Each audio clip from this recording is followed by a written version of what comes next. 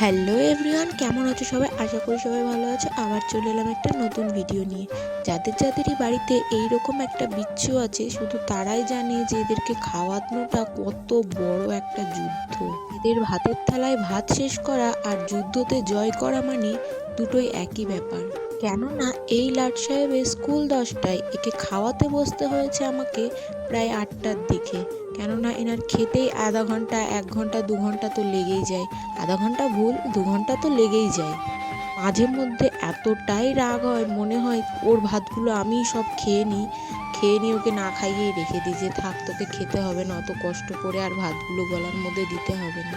আর এদের সব থেকে বড় ট্যালেন্ট কি, এরা ভাত গিলতে পারে না, কিন্তু দোকানের খাবার দাও তুমি, সেই একই জিনিস নাও আর ওকেও সেই জিনিসটা দাও, তোমার আগে খেয়ে আবার তোমার খাবারটাও শেষ করে দেবে, এইরকম একটা ব্যাপার।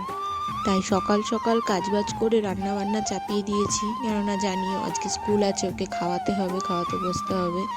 তাই খাওয়াচ্ছি আর ওকে বকাবকি করছি যে খা রে বলেই যাচ্ছি। মাঝে মধ্যে তো নিজেও 2-1 গাল খেয়ে নিচ্ছি, যে থাক 2-1 গাল কম খাক, তাও ভালো, বাড়ি এসে খাওয়াবো। কি যে জ্বালায় কি